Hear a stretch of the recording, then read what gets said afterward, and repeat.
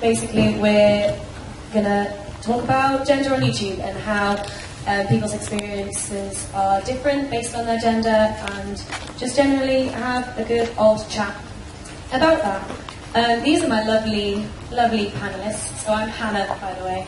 Do you want to just like go down and introduce yourselves and like what you do on YouTube? Tom, you can go first. Okay. Hi, I'm Bethan. I have the channel Musical Bethan on YouTube. I make lots of music stuff, because I'm a musician, and then I also do like vlogs and like advice videos and stuff like that. And, yeah, so that's that. Hello, yeah, I'm Ben. I have a YouTube channel called 9 Boss Monkeys. I make a documentary series that I upload weekly called Becoming YouTube. It's very good, and I'm about to make series 2. And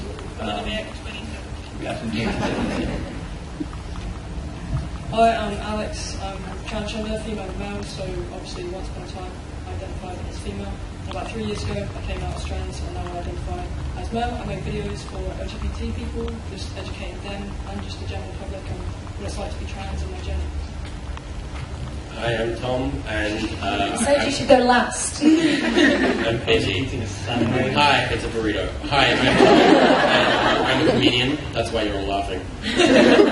And I am the straightest, whitest, most cisgender dude around. So naturally, they thought they'd have me here to represent that side of the spectrum. Hi. I was in Side Town. I like Side Town. This is the 4th time I've sat in Side Town. You might some of the burritos. It's fast. Weird stuff. My name's Hazel. My channel is Tuning Stand. I mostly do vlogs, either kind of fun comedy stuff or more serious like advice vlogs, as well as daily vlogs. I also do like comedy sketches, and I made a short film, and we're looking to make more, and that's me. Hello, I'm Reene. I'm going to share our microphones. This is going to be great. Hi, my name is Rebecca. I have snuck onto this panel, so I'm extremely grateful to be here. Thanks. Yeah, I'm showing it off the table. My YouTube channel is Becky O, and I vlog about practically everything I can think of. Mental health, hair loss disorders, that sort of stuff. Yeah, I do a bit of everything, so yeah, that's me. Hi, my name is Emma Blackery, and my channel is called Emma Blackery, and it's really original, you know. And I sometimes do the songs, and sometimes I do the talky thing. Sometimes. Is this also the last public appearance of your hair? Yes, it is. You're all last public sort of. 8 PM, right? I'm going to stay at 7:45 PM to do some songs, and then like quarter an hour after that. So main stage. Charity. We raised £26,000, which is pretty.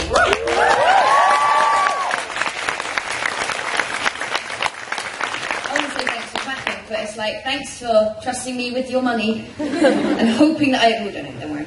I was about to make a joke, and then someone's going to take that way too seriously.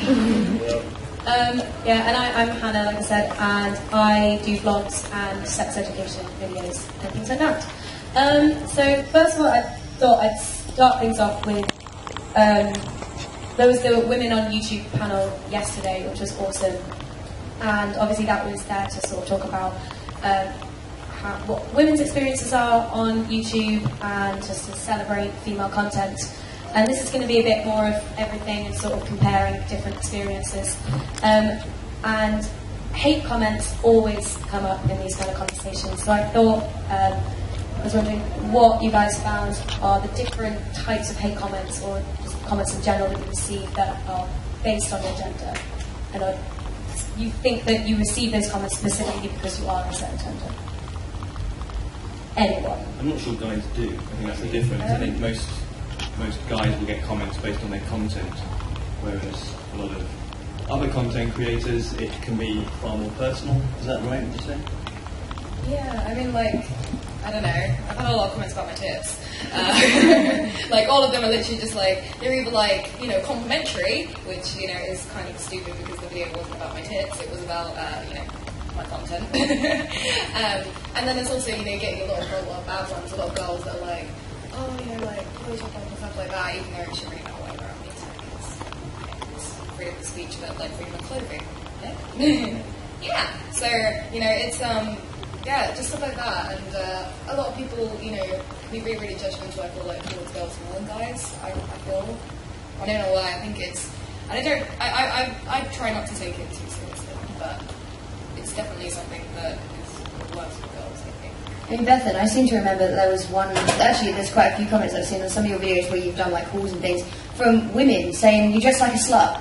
Yeah. You dress like a slag. There's actually some comments from women that I've seen that are just like, why do you dress provocatively? Or I did one on sex education, didn't I? And then you sent me the comments saying, "Oh, you're such a slut." And I'm like, "Whoa, okay." It's so discouraging. But I mean, I've had comments ranging from you're inspiring to women who want to make comedy videos to, oh, women think they're so funny, don't they?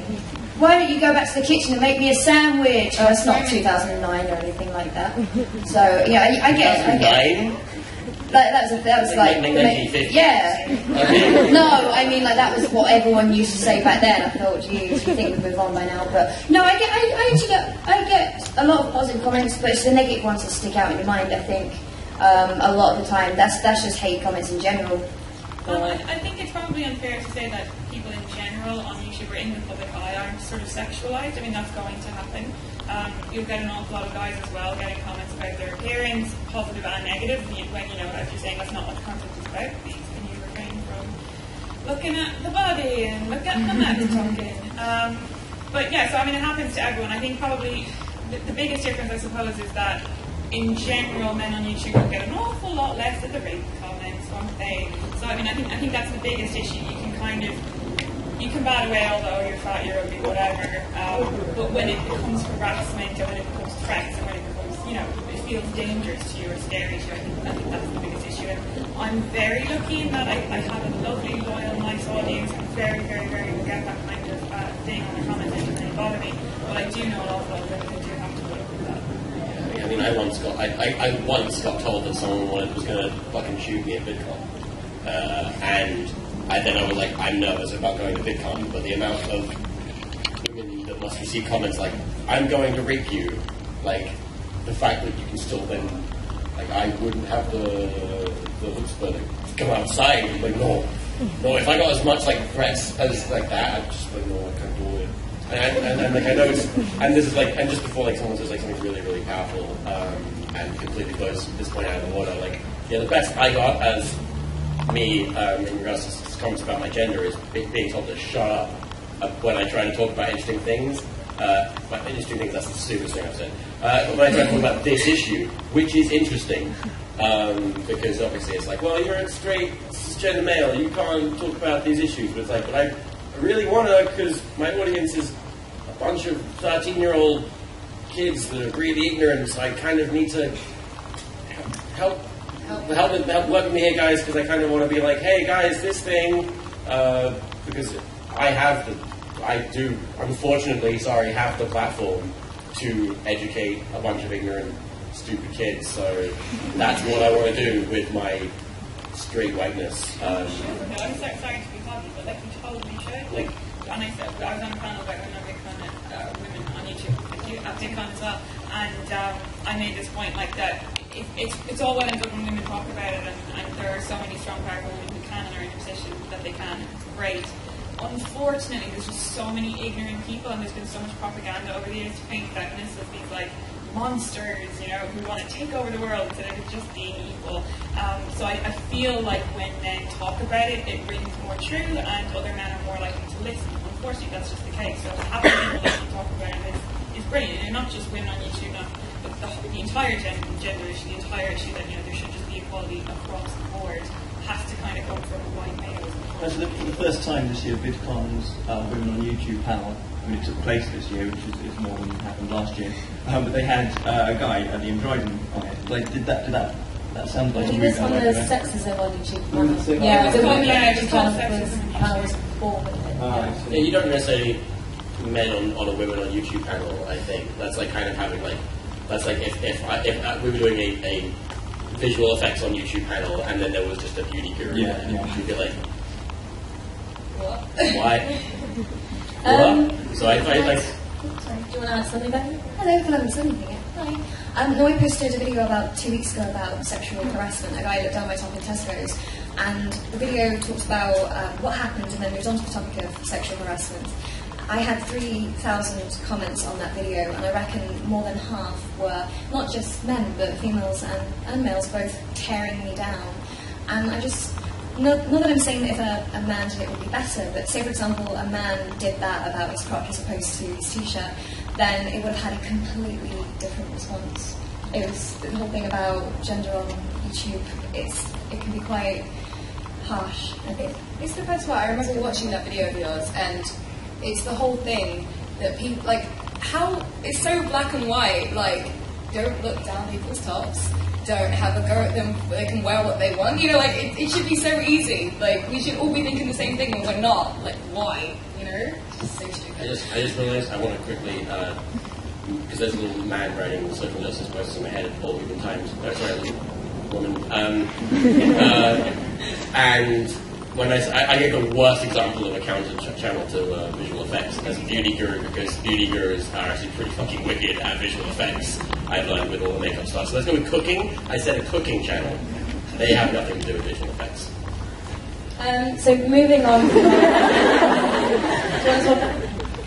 I think trans hate is a little bit different because obviously you get naturally tranny and stuff like that. And people ask me what kind of genitals I've got, which can kind of be offensive sometimes if I've mentioned it over and over again, even in the video. People will call me camp because obviously I've got a more high voice, my face isn't masculine. They'll hate on me because I don't have facial hair, all these things that men should have that I don't get, and that just kind of sucks. Sorry, just out of curiosity, do you ever have people that, you know, that comment that are against you being transgender or anything like that? Or? All the time. People are always like pointing Bible verses at me. And I don't know what you need to do with that. And some people give completely ridiculous arguments against it. And I'm like, oh, go for it. Whatever. Just go on with your life. Just, why are you watching my video? It's obvious. Because all of my videos are trans related. But I think, you know, I don't get a lot of hate all the time because the content I make, you can't just stumble across it. Have to search specifically. Yeah. Do you think that YouTube is a good platform in order to educate people about all the different other kinds of genders that are out there, other than just male, female? Yeah, definitely. But obviously it can get pretty confusing. I think gender is like a massive spectrum. There are grey areas where I don't even think people of the same gender can completely agree on what it is that they're feeling. So you can kind of get mixed signals. Kind of like on that same note, the education about it, like how much do the rest of you kind of know about the transgender community on YouTube? And then Alex can tell us. Do any of you watch videos by other transgender YouTubers or people that are gender fluid? Okay, great. So quite a lot of you. Awesome. I'd be curious to know as well, like the way we were saying, like Ben mentioned that for the first time they commented on about sex on YouTube and there was a guy on it, and I actually kind of insisted when that happened because I'm stuck in different panels of women just bantering on about women. And I do really feel like it's an everyone, it's a human issue, it's not just a woman's issue. The fact that women aren't equal or that trans people aren't equal or that anyone isn't equal, it's not belonging to that category of people, it's belonging to everyone. So I'd be curious to know like what you feel would help in your case. Like, do you feel that everyone across the board talking about it would help, or that I feel like if I was to talk about that, I wouldn't be able to speak, you know, educatedly on the issue. I think like everything needs an initial push, and I think when that push is made, there's going to be a lot of negativity around it because people are confused. People will try and find the right sources of information for correct information. You know, there's a lot of negative stuff out there. We have these elitist trans people that there's a lot of hate within our own community. So if you just stumble across the wrong person, you get completely the wrong idea. But yeah, I definitely think if someone were to, you know, give it that little push and then give places like sources of information that were reliable, then that could be positive. I suppose it's allowing and encouraging people to ask questions as well. I think in any discussion about gender or sexuality, you know, I think it's really interesting. It's really interesting how like the LGBTQ community has. I was watching some of the recordings from VidCon, and at the end of that panel, Michael Buckley, who was presenting, sort of thanked straight people And I think it's important that whatever your particular cause or whatever it is that you want to